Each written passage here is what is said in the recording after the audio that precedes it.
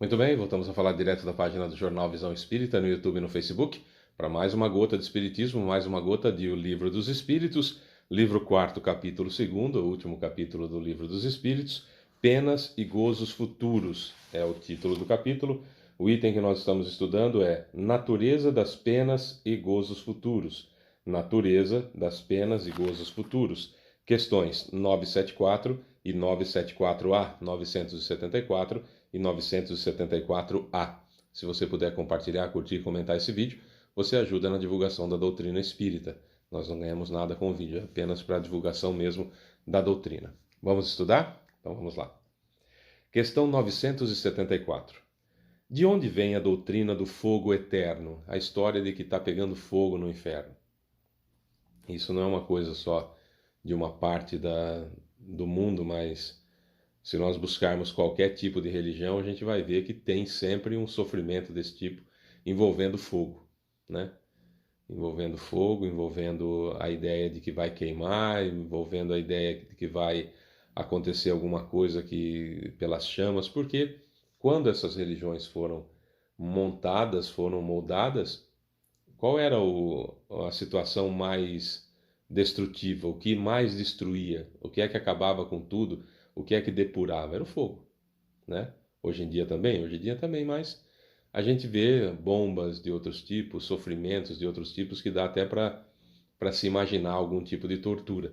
Mas quando a gente fala de tortura grave, inclusive quando se fala de traficantes, quando se fala de milicianos, quando se fala do crime organizado, via de regra tem a ver com fogo a punição capital, né, deles, quando o sujeito é condenado à morte pelo tribunal do crime, via de regra é por sofrimento a partir do fogo. Então, essa ideia de fogo também naturalmente nós transferimos para a divindade, né? Porque não imaginávamos na época, e muitos de nós ainda hoje não imaginamos, o que seja o sofrimento moral, o sofrimento psicológico, a dor que não a dor física, né? Então se imaginava desde aquela época, portanto, que no inferno a dor que nos acometia era a dor semelhantemente à dor física.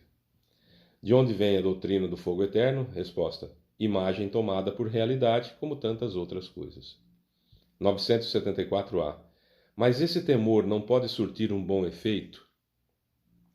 Ou imaginando-se que existiria um inferno dessa forma, pelo menos não seguraria o ser humano para não cometer barbaridades?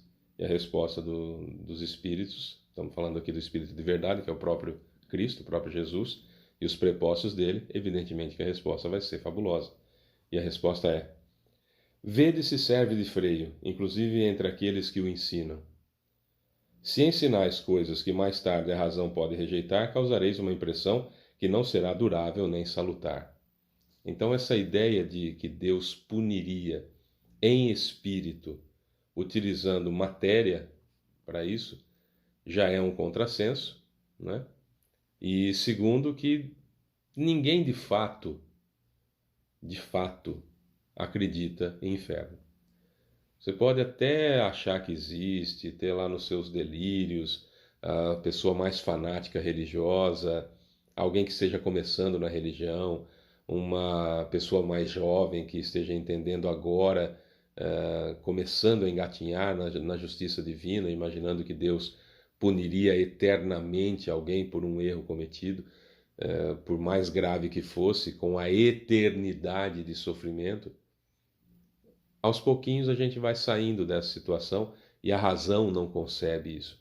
Nós, espírito, não conseguimos conceber essa situação porque não importa quanto tempo nós estejamos encarnando direto sem ver o plano espiritual, nós já passamos por lá. Muitas vezes. Muitas vezes. Por mais que não nos lembremos, por mais que neguemos a existência do plano espiritual, todos nós passamos por lá. E por mais materializado que seja a pessoa, lá no fundo ela sabe, escrita na consciência que está as leis de Deus, sabe que Deus é infinitamente bondoso e justo, e por ser justo não poderia condenar-nos a uma pena eterna, sem fim, por uma situação que eu cometi aqui, muitas vezes até por desconhecimento, né?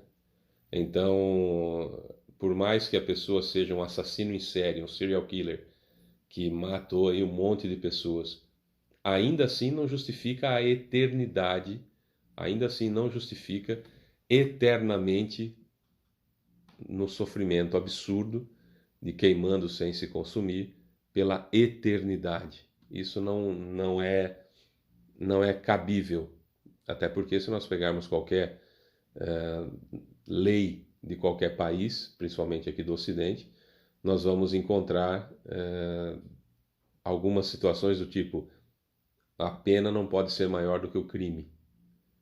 Quer dizer, se nós que somos imperfeitos sabemos esse tipo de situação, imaginar que Deus seria dessa injustiça seria terrível. Até analisar a seguinte situação também. Imagina que, por um motivo qualquer, você vai para o céu. Se existisse o céu, você vai para o céu. Então, desencarnou, beleza, morreu seu corpo, vai para... Não tem, né? Mas como muita gente imagina que tem o julgamento, aí tem o julgamento e Deus fala: você vai ficar à minha direita, você fez tudo o que eu pedi, você me bajulou, você fez isso, fez aquilo, então pode vir aqui para a minha direita, você vai para o céu. Beleza, e você todo feliz, né? Todo feliz ali, senta do lado de Deus e fala assim: beleza, garanti o céu, hein? Tô demais aqui. Na sequência, dali a algum tempo, entra quem? Entra seu filho ou sua filha e entra lá para fazer o mesmo julgamento que você fez, pelo qual você passou. E aí Deus tem um caderninho, ele está olhando lá e fala: você, fulano de tal, você faltou na missa de propósito, faltou na missa de preguiça. Ah, você não ficou me bajulando.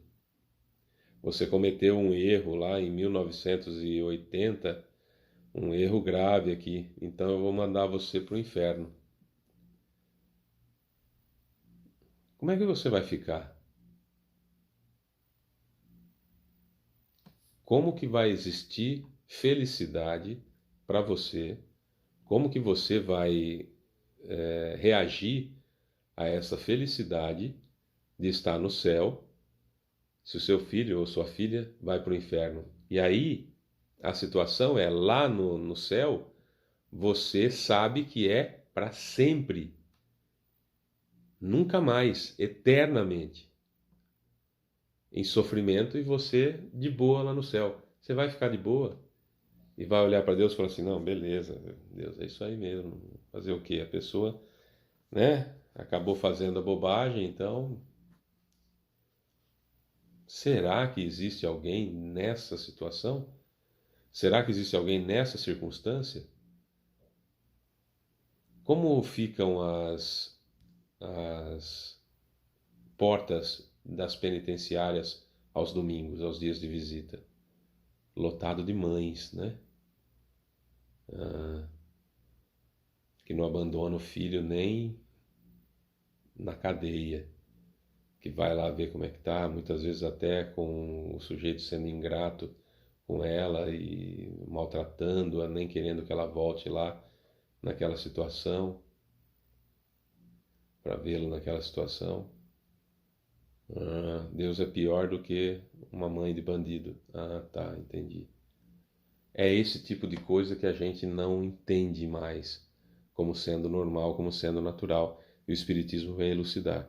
Então a ideia do fogo eterno sempre teve, sempre tivemos, muitos de nós ainda têm, muitos de nós ainda quando vê um sujeito agindo mal, uma pessoa má, esses cânceres da sociedade, a gente ainda fala: não, quero ver quando desencarnar. Quando desencarnar, quero ver o que vai acontecer.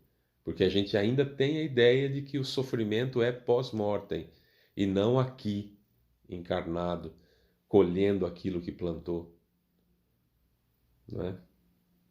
Colhendo muitas vezes parcelado, mas colhendo o que plantou. Porque quando é conosco, a gente gostaria de parcelar os débitos dos outros, a gente quer que paga imediatamente, mas faz parte da natureza. Mas a ideia é nós entendermos que não existe eternidade de sofrimentos nem de gozos, até porque não dá para eu ficar feliz no plano espiritual, no céu, sabendo, vendo após o julgamento, que uma pessoa que eu amo desesperadamente vai ficar eternamente pegando fogo. Não haveria ninguém feliz no céu. Ninguém feliz no céu. Até porque, se a pessoa se sentisse bem no céu, o importante é eu estar bem e o outro que se dane, não merece o céu. Porque é egoísta. E egoísta não vai para o céu. Percebe? Kardec diz: o homem incapaz de expressar por meio de sua linguagem a natureza dos sofrimentos não encontrou comparação mais enérgica que a do fogo, pois para ele o fogo é protótipo do mais cruel suplício e o símbolo da ação mais enérgica. É por essa razão que a crença no fogo eterno data da mais remota antiguidade e que os povos modernos a herdaram dos povos antigos. É pela mesma razão também que, na sua linguagem figurada, o homem diz: o fogo da paixão, queimar de amor, queimar de inveja, etc. Verdadeiramente a gente usa de figuras de linguagem. E essas figuras de linguagem muitas vezes a gente toma ao pé da letra. Não é? Nada mais grave do que tomar ao pé da letra as figuras de linguagem, porque o Evangelho está cheio de figuras de linguagem. O Velho Testamento está cheio de figuras de linguagem. Aliás, o Velho Testamento ele serve para um bom livro para a gente ler, mas deixa para lá o que fala lá no Velho Testamento. Vamos focar no Evangelho de Jesus, né?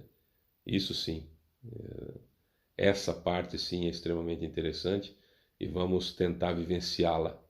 Ficar preso no Velho Testamento é agir como os fariseus, os saduceus modernos que a gente vê tanto por aí, né, dessas religiões pentecostais que mais não são do que o estereótipo do bajular Deus para ter privilégios que os outros não têm.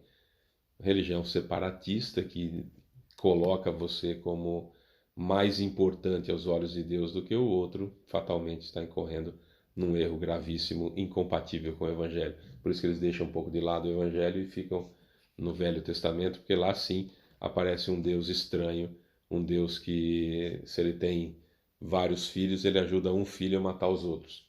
Coisa incompatível com a justiça divina, né? E com a ideia, inclusive lá tem bastante, de inferno que pega fogo. É isso. Amanhã tem mais, eu sou Fábio Pereira, essa é mais uma gota de Espiritismo. Beijo pra você que fica, tchau.